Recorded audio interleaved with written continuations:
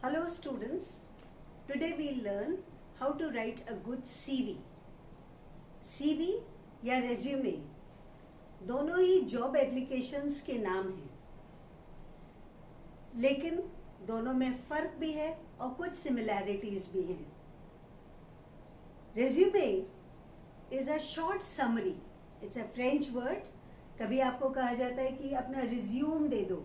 नहीं, resume is not the right word. It's a French word and its pronunciation is resume, which means a short summary about your qualifications, about your education, about your skills, about your work experience, everything. But a resume, you should not write it for more than 2 or 3 pages maximum. And resume is generally written to grab the recruiter's attention. Whereas a CV, जिसका full form है curriculum विटाए, कुछ लोग इसे curriculum वाइटी भी बोलते हैं. It's a Latin word which means course of life. यानी कि सीवी जो हम लिखते हैं वो बहुत ही डिटेल्ड फॉर्म है अपने बारे में बताने के लिए. अपनी एजुकेशन, अपना वर्क एक्सपीरियंस, अपना पर्सनल बायोडाटा, अपने अचीवमेंट्स, अपने अवार्ड्स, जो भी कुछ आपने आज तक हासिल किया है. अगर आपके पास अपने बारे में बताने के लिए बहुत कुछ है तो आप देते हैं सीवी. बड़ा ही लोग कंफ्यूज होते हैं इस बारे में, ये सोच के कि जिस जॉब के लिए अप्लाई कर रहे हैं उसके लिए सीवी दें या रेज्यूमे दें. दोनों में सिमिलैरिटीज हैं. क्रोनोलॉजिकल ऑर्डर चेंज हो जाता है. Resume is highly customisable. आप अपने जिस जॉब के लिए अप्लाई कर रहे हैं उसके हिसाब से आप रेज्यूमे बनाते हैं, जबकि सीवी इज मोर स्टैटिक. यानी कि सीवी में पोजीशन चेंज नहीं होती, लेकिन क्रोनोलॉजिकल ऑर्डर चेंज हो जाता है. अगर आपके पास अपने बारे में बताने के लिए बहुत कुछ है तो आप लिखते हैं सीवी, और नहीं तो आप देते हैं रेज्यूमे. अब आजकल लॉकडाउन पीरियड में बहुत सारे लोगों को की जॉब्स छूट रही हैं, उन्हें दोबारा अप्लाई करना पड़ेगा. बहुत लोग अपना जॉब स्विच ओवर करते हैं, उनको अप्लाई करना होता है, जॉब एप्लीकेशन देनी होती है. कुछ बिगिनर्स हैं जिन्होंने सिर्फ पढ़ाई ख़त्म की है और पहली बार जॉब के लिए अप्लाई कर रहे हैं, तो ऐसा ज़रूरी नहीं है कि उन्हें सिर्फ रेज्यूमे ही लिखना है. फ़र्क सिर्फ इतना है कि अगर हमारे पास बहुत कुछ है अपने आप को बताने के लिए, हमारे पब्लिकेशंस बहुत हैं, अवार्ड्स बहुत हैं, ऑनर्स बहुत हैं, हमें बहुत कुछ है हमें अपने डिटेल में बताने के लिए, तो हम लिखते हैं सीवी. नहीं तो हम लिखते हैं रेज्यूमे. कोई भी सीवी लिखता है. 12th क्लास पास बच्चा भी अपना सीवी लिख सकता है अगर उसके पास बहुत है अपने अचीवमेंट्स को बताने के लिए. इस चीज़ में कंफ्यूज नहीं होना है कि किसको लिखना चाहिए सीवी और किसको लिखना चाहिए रेज्यूमे. हाँ, यूएसए और यूके में आज भी ये माना जाता है कि जब हम टीचिंग जॉब के लिए अप्लाई करते हैं, यानी only for academic purpose, when we apply we send a CV, a curriculum vitae. अगर हमें टीचिंग जॉब के लिए अप्लाई करना है या ग्रांट्स के लिए अप्लाई करना है या रिसर्च फेलोशिप के लिए अप्लाई करना है तो हमें अपना सीवी देना होता है. And for rest of the other jobs we give a resume. Chronological order जो पहले होता था सीवी का, अब ये मैं आपको बताऊं कि पहले जो सीवी हम भेजा करते थे वो उसमें एक फिक्स्ड फॉर्मेट होता था. वो फॉर्मेट होता था इस तरीके का, जिसमें हम पहले देते थे पर्सनल बायोडाटा. पर्सनल बायोडाटा में हम देते थे name, father's name, date of birth, contact details, उसमें एड्रेस, फ़ोन नंबर, ईमेल. उसके बाद हमारा सेक्शन आता था एजुकेशनल क्वालिफिकेशंस का. उसके बाद होता था वर्क एक्सपीरियंस. उसके बाद हम अपना एक्स्ट्रा स्किल्स या की स्किल्स के बारे में बताते थे. सीवी हम काफ़ी अच्छी लंबी चौड़ी एक सीवी भेजते थे, लेकिन अब ये पैटर्न चेंज हो रहा है।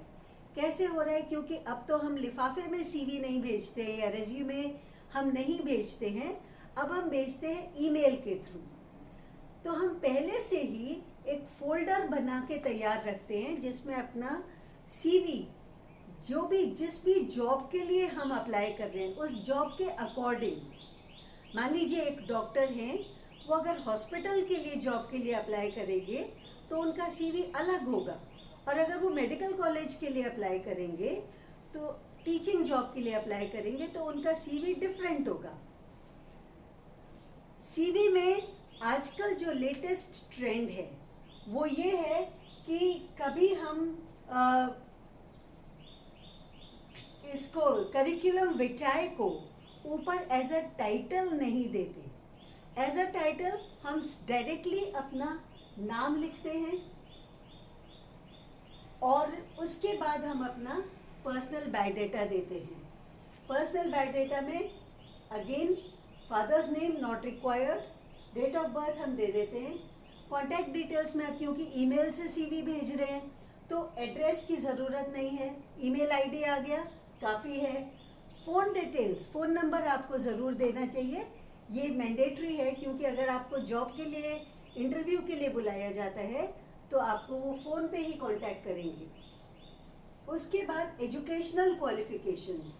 अब एजुकेशनल क्वालिफिकेशंस भी अब रिवर्स ऑर्डर में दी जाती है, यानी सबसे पहले हाईएस्ट क्वालिफिकेशन, उसके बाद और उसके पीछे के क्वालिफिकेशंस।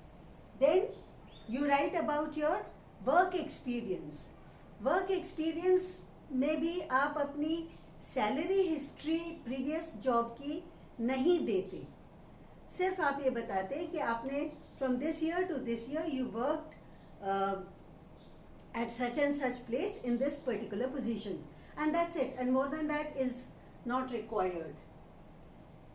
फिर आप देते हैं करियर ऑब्जेक्टिव्स, अपने अचीवमेंट्स को बुलेट लगा के 1 2 3 4 5।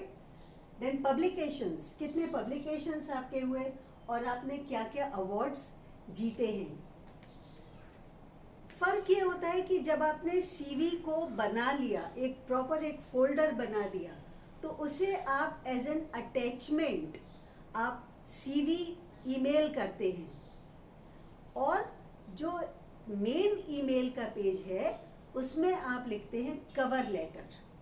कवर लेटर में आप डायरेक्टली ये बताते हैं कि आप कौन हो, आप क्या हो और आप क्या कर सकते हो, आपकी स्किल सेट क्या है। मुझे याद है एक लड़की ने इंडिया से एमबीए किया और जब वो अमेरिका गई तो उसने अपना रेज्यूमे दिया। जो एम्प्लॉयर्स थे वो ये जानने में बिल्कुल इंटरेस्टेड नहीं थे कि उसने एमबीए कहाँ से किया है और कितने % मार्क्स आए थे। उन्होंने सिर्फ उससे ये पूछा कि आपने एमबीए किया है, आपको बेचना आता है, can you sell, do you know how to sell. Luckily उसके पास मैट्रिक्स कार्ड्स बेचने का अनुभव था। उसने कहा हाँ, मैं while I was in India I used to sell the matrix card। उन्होंने कहा आ जाओ जॉब मिल जाएगी। तो कुछ एम्प्लॉयर्स होते हैं जो कि स्ट्रेट अवे आपका स्किल सेट देखते हैं, आप कितने क्वालिफाइड हो, आपने क्या पढ़ाई की है, उससे उतना ज़्यादा लेना देना नहीं। मेन चीज़ है आपको काम आता है या नहीं, that's very very important. So when you right a CV, बहुत सारे लोग अपने अपनी क्वालिफिकेशंस के हिसाब से, अपनी जॉब के हिसाब से, आप किस जॉब के लिए अप्लाई कर रहे हो ये बड़ा इम्पोर्टेंट है। तो कुछ लोग जो अप्लाई करते हैं वो सबसे पहले, अब ये टाइटल सीवी नहीं लिख करके पहले लिख देते हैं अपना नाम, उसके बाद अपना स्टेट, सिटी नेम, स्टेट कि हम कहाँ से हैं और हम कौन है। उसके बाद कुछ लोग जो अपना सीवी बनाते हैं वो सबसे पहले दे देते हैं अपनी प्रोफेशनल समरी। ये उन लोगों के केस में होता है जो बहुत एक्सपीरियंस्ड हैं, बहुत सालों का जिनके पास एक्सपीरियंस है, वो अपनी प्रोफेशनल समरी सबसे पहले बता देते हैं। अगर कोई डॉक्टर है तो वो बताएंगे कि मेरे पास इतने सालों का अनुभव है, इस पर्टिकुलर फील्ड में मेरा एक्सपीरियंस है, ये मैं काम कर सकता हूँ, ये मेरा स्किल सेट है। उसके बाद वो देते हैं अपनी वर्क हिस्ट्री, हमने यहाँ यहाँ यहाँ इतना इतना ऐसे ऐसे काम किया है। उसके बाद देते हैं अपने स्किल्स बताना बहुत इम्पॉर्टेंट है, क्योंकि जब तक हम अपने स्किल सेट को हाईलाइट नहीं करेंगे तब तक हमें जॉब नहीं मिलेगा, and we'll not be able to grab our employers or recruiters' attention. And then finally tells about education. तो डिपेंड करता है आप किस जॉब के लिए अप्लाई कर रहे हैं, कहाँ अप्लाई कर रहे हैं और वहाँ की रिक्वायरमेंट क्या है। उस रिक्वायरमेंट के हिसाब से आप जॉब के लिए अप्लाई करते हैं। कुछ लोग मैंने कुछ सीरीज देखी थी, तो मैंने उस क्रोनोलॉजिकल ऑर्डर को देखा, किस तरह से लोगों ने चेंज किया क्रोनोलॉजिकल ऑर्डर। तो कुछ लोग जब सीवी भेजते हैं तो सबसे पहले वो लिख देते हैं अपने ऑब्जेक्टिव्स। ऑब्जेक्टिव क्या है, क्यों अप्लाई कर रहे हैं, क्या कर सकते हैं हम जिस कंपनी में जॉब करना चाहते हैं उसके लिए हमारा कंट्रीब्यूशन क्या होगा, हम क्या कर सकते हैं, ये बहुत इम्पोर्टेंट है। उसके बाद वो देते हैं अपने बारे में एक समरी, उसके बाद में अपना एक्सपीरियंस और लास्ट में एजुकेशन, कि हमारी एजुकेशन क्या है, और again education in reverse order. So CV अच्छी कैसे लिखी जाती है, आजकल एक और नया ट्रेंड है, जब हम अपनी प्रोफेशनल समरी देते हैं तो कुछ लोग थर्ड पर्सन में भी देते हैं प्रोफेशनल समरी, जैसे she is a doctor and she has been working here and she has been working as a cardiologist. तो थर्ड पर्सन में अपने बारे में वो बताते हैं as if somebody else is introducing them, which again is a trend. So depending on आपकी qualification क्या है, आप किस जॉब के लिए अप्लाई कर रहे हैं, आप उसके अकॉर्डिंग आप डिसाइड करते हैं कि आपको सीवी भेजना है या रेज्यूमे भेजना है. So I hope I have made it very clear the difference between CV and resume and how to write a CV and how to write a resume. Resume और सीवी दोनों interchangeable हैं, लेकिन हमें करना नहीं चाहिए इनको. सीवी को सीवी की जगह रहने दें, रेज्यूमे को रेज्यूमे की जगह पर रहने दें. उन दोनों में बहुत सारी सिमिलैरिटीज़ होने के बावजूद भी आप कोशिश ये करें कि अगर जिस जगह पे रेज्यूमे भेजा जा सकता है प्रेफरेंस दें रेज्यूमे भेजने को, वहाँ सीवी नहीं भेजें. Thank you.